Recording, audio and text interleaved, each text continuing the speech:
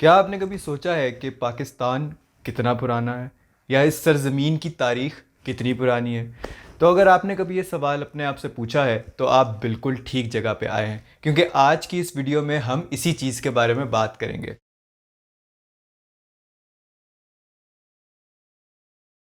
अच्छा, इस वीडियो के आगाज़ में मैं एक चीज़ की क्लैरिफिकेशन कर दूं कि आज हम जिस तारीख़ की बात कर रहे हैं वो पाकिस्तान की सरज़मीन की तारीख़ है, ना कि पाकिस्तान जो कि एक वतन है, एक पॉलिटिकल एंटिटी है जिसका क़याम सन 1947 में हुआ। हम इस ख़त्ते की, हम इस ज़मीन की तारीख़ के बारे में बात करेंगे। तो अगर हम सबसे पहले बात करें इसकी तारीख़ के सबसे पहले चैप्टर की, तो वो चैप्टर है स्टोन एज या पत्थर का दौर। ये वो दौर है जो इंसानी तारीख़ का सबसे तवील दौर है और सबसे पुराना भी। इस दौर के आगाज़ में इंसान गारों में रहा करते थे और इसके इख्तिताम तक भी बहुत छोटे छोटे शहर ही बसा पाए थे और ज़्यादातर अपने जो टूल्स हैं वो पत्थर से बनाते थे। और इस खत्ते की जो सबसे पहली ह्यूमन प्रेजेंस के हमें आसार मिलते हैं वो हमें मिलते हैं वादिय सोन में। और उसके अंदर हमें जो आसार मिले हैं उनकी तारीख़ 50,000 साल तक पुरानी भी हो सकती है या इससे भी ज़्यादा पुरानी हो सकती है। तो यहाँ पर हम अपनी तारीख़ का आगाज़ 50,000 साल पहले से कर रहे हैं। और उसके बाद अगर हम आ जाएं इस दौर के या इस स्टोन एज के एंड की तरफ, तो वहाँ पर हमें मिलता है मेहरगढ़ या मेहरगढ़ की तहज़ीब। मेहरगढ़ एक साइट है जो कि 1974 में दरियाफ़्त की गई थी बलूचिस्तान के अंदर, और ये साइट तकरीबन 9,000 साल पुरानी है। और इस साइट को ये एजाज़ भी हासिल है कि ये दुनिया की सबसे पुरानी कल्चरल सेटलमेंट्स की लिस्ट में भी शामिल की जाती है। स्टोन एज के बाद हम आ जाते हैं ब्रॉन्ज एज पर, और ब्रॉन्ज एज के अंदर इस खत्ते की सबसे ज़्यादा प्राइज्ड हिस्टोरिकल पोजेशन आती है जिसका नाम है इंडस वैली सिविलाइजेशन या वादिय सिंध की तहज़ीब। इस तहज़ीब का आगाज़ दरियाए सिंध के साथ साथ के इलाकों में हुआ था, और हमें जो इसके शुरुआती शवाहिद मिलते हैं वो तकरीबन 3300 से 3500 कबल मसीह के आसपास के हैं। और ये सिविलाइजेशन या ये तहज़ीब अपने जौबन पर पहुंची तकरीबन 2600 कबल मसीह के आसपास, और उसके बाद तकरीबन 1900 कबल मसीह तक जौबन पर रही। फिर इसका जवाल शुरू हो गया और तकरीबन 1500 से 1300 कबल मसीह के आसपास ये पूरी तरह से गायब हो गई। अपने पीक पर इस सिविलाइजेशन की जो बाउंड्री का एक्सटेंट था वो अफ़गानिस्तान से लेकर बलूचिस्तान और बलूचिस्तान से लेकर इंडियन रियासत गुजरात तक फैला हुआ था। तो ये इतनी बड़ी सिविलाइजेशन थी जो तकरीबन 2000 साल तक इस खत्ते पर बराजमान रही। और इंडस वैली सिविलाइजेशन के बाद हम आ जाते हैं वैदिक पीरियड पर, और ये वही दौर है जिसमें हिंदू मज़ाहिब की शुरुआती शक्ल हमें नज़र आती है जिसको हम वैदिक हिंदुज़म कहते हैं। और ये तकरीबन 1500 कबल मसीह से 500 कबल मसीह तक ये दौर चला। वैदिक दौर के इख्तिताम के बाद इस खत्ते की तारीख थोड़ी सी कॉम्प्लिकेटेड हो जाती है और एक ही वक्त में बहुत से मुख्तलिफ इलाकों में बहुत सी मुख्तलिफ चीज़ें होती हुई हमें नज़र आती हैं। तो 500 कबल मसीह यानी वैदिक सिविलाइजेशन या वैदिक पीरियड के इख्तिताम के बाद की जो तारीख़ है उसके हम सिर्फ कुछ चीदा चीदा जो हाई पॉइंट्स हैं या कुछ चीदा चीदा पॉइंट्स हैं उनको डिस्कस करेंगे। तो आइए शुरू करते हैं। और इसके अंदर सबसे पहले आती है गंधारा सिविलाइजेशन या गंधारा की तहज़ीब। गंधारा तहज़ीब वैदिक पीरियड के अंदर ही शुरू हुई थी, लेकिन इसका जोबन तकरीबन पहली सदी ईस्वी से 5वीं 6वीं सदी ईस्वी तक रहा है। इससे पहले गंधारा तहज़ीब के अंदर एक और सुनहरा दौर आया था चंद्रगुप्त मौर्य और सिकंदर के ज़माने में, जब तक्षशिला यूनिवर्सिटी या टैक्सला यूनिवर्सिटी अपने जोबन पर थी।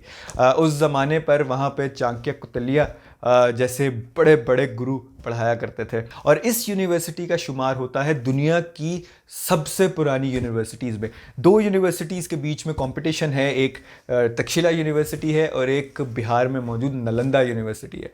तो इन दोनों के बीच में कन्फ्यूजन है कि कौन सी सबसे पुरानी है। अच्छा, इसके बाद हमें थोड़ा सा बैक ट्रैक करना पड़ेगा क्योंकि गंधारा सिविलाइजेशन भी एक बहुत तवील अरसे पर मुहित है। तो अभी हम थोड़ा सा पीछे आते हैं दोबारा, और तकरीबन 500 BC के आसपास हम दोबारा आते हैं। ये वो दौर है जब वैदिक सिविलाइजेशन के इख्तिताम पर डारियस द ग्रेट या दारा, जो कि पर्शिया का या ईरान का एक बहुत मशहूर हुक्मरान था, उसने इस इलाके पर कब्ज़ा किया और इसको पर्शिया के ज़ेर नगूं कर लिया। और इसके बाद हम दोबारा उस दौर पे आ जाते हैं जो कि सिकंदर यूनानी का दौर है।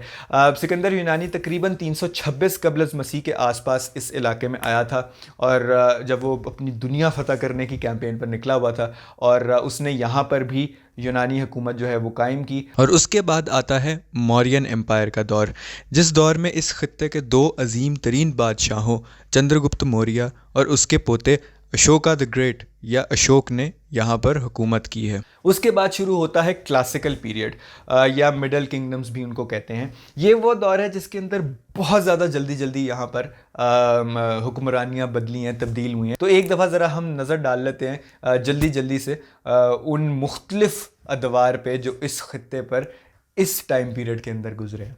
इसके अंदर आते हैं Indo Greek kingdom, Indo Scythian empire, Indo Parthian empire, Kushan empire और गुप्ता एम्पायर। और गुप्ता एम्पायर का जो दौर है तकरीबन सन 300 ईस्वी से लेकर सन 600 ईस्वी तक, इस दौर को the golden age of India भी कहा जाता है या इंडिया का या हिंदुस्तान का सुनहरा दौर।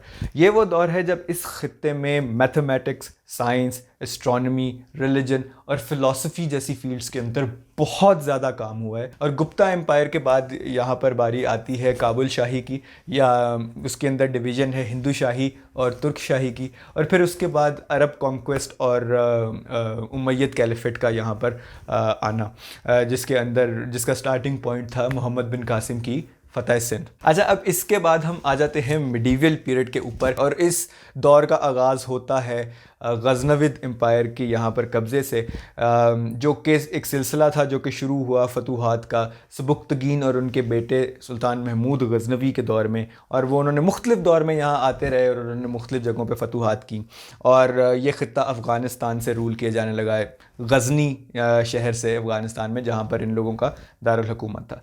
अब गज़नवी दौर के बाद यहाँ पर आती है बारी सलातीन दिल्ली की। ये दौर तकरीबन 12वीं लेट 12वीं सदी से लेकर अर्ली 16वीं सदी तक यहाँ पर रहा और इसके अंदर मुख्तलिफ़ ख़ानदानों ने यहाँ पर हुकूमत की है। फिर आता है सन 1526 जब बाबर जो यहाँ पर आता है हिंदुस्तान में और यहाँ पर कब्ज़ा करता है और यहाँ पर मुग़ल सल्तनत की बुनियाद रखता है। हालांकि ये दौर शुरू होते ही ख़त्म होने लगा था जब बाबर के बेटे हुमायूं को शेर शाह सूरी ने शिकस्त दे दी थी और हिंदुस्तान से ईरान भागने पर मजबूर कर दिया था। लेकिन शेर शाह सूरी की वफ़ात और उसके बेटे की वफ़ात के बाद हुमायूं वापस यहाँ पर आया और शाह ईरान की मदद से उसने अपना ताज वापस लिया। और फिर उसके बेटे अकबर, या जिसे मुग़ल आज़म भी कहा जाता है, उसने इस खत्ते की तकदीर बदल कर रख दी। और फिर उसके जो डिसेंडेंट्स थे जहांगीर, शाहजहाँ और औरंगज़ेब के ज़माने तक मुग़लिया सल्तनत अपने पीक पर रही। और यही वो दौर है जब मुग़लिया सल्तनत का एक्सटेंट काबुल से लेकर बंगाल और बंगाल से लेकर दक्कन तक फैला हुआ था। सिर्फ कुछ तमिल किंगडम्स को छोड़कर और कुछ और जनूबी इंडियन या जनूबी इंडिया के किंगडम्स को छोड़कर बाकी तमाम हिंदुस्तान मुग़लों के कब्ज़े में था। मोहम्मद शाह रंगीला के दौर के बाद जिस खत्ते में आज पाकिस्तान मौजूद है, वहाँ से मुग़लों की हुकूमत तकरीबन ख़त्म हो चुकी थी और वहाँ पर दुरानियों ने अपना कब्ज़ा जमा लिया। और दुरानियों के सबसे मशहूर लीडर जिसने यहाँ पर हमले किए थे उसका नाम था अहमद शाह अब्दाली। और अहमद शाह अब्दाली ने यहाँ पर दुरानियों की हुकूमत कायम की और ये ख़ित्ता दोबारा एक दफ़ा अफ़गानिस्तान से हुकूमत इस खत्ते पर की जाने लगी। और दुरानियों के दौर के बाद आया बहुत थोड़े अरसे के लिए मराठों का दौर, जब मराठों ने इस खत्ते पर कब्ज़ा किया। लेकिन फिर उसके फ़ौरन बाद ही पीछे पीछे अंग्रेज़ भागते हुए आए और पंजाब और खैबर पख्तूनख्वा के इलाके में हुकूमत कायम हुई सिखों की। द ग्रेट लीडर महाराजा रणजीत सिंह, जिन्होंने सिख एम्पायर की बुनियाद रखी और अंग्रेज़ों को कई साल तक नाकों चने चबवाए रखे।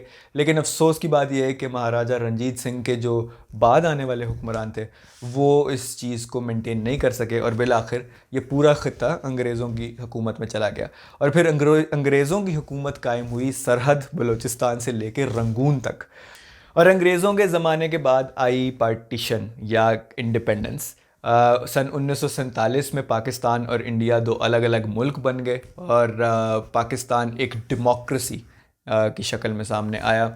लेकिन सन 1971 में ये नया मुल्क दो टुकड़े हो गया और इसका मशरकी हिस्सा पाकिस्तान से अलग होकर बांग्लादेश बन गया। और फिर उसके बाद आज हम 2022 में बैठे आपसे बात कर रहे हैं और इस खित्ते की आने वाली तारीख क्या होगी ये तो सिर्फ वक्त ही बता सकता है। तो ये थी आज की वीडियो। उम्मीद करता हूँ कि आपको ये वीडियो पसंद आई होगी। अगर आपको ये वीडियो पसंद आई है तो आप इस वीडियो को लाइक कीजिए, अपने दोस्तों के साथ शेयर कीजिए और हमारे चैनल को सब्सक्राइब भी कर दीजिए।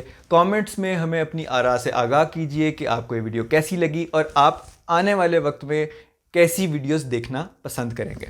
अगली बार हम हाजिर होंगे एक और नए मौजू के साथ, एक और नई वीडियो में। तब तक के लिए खुदा निगहबान।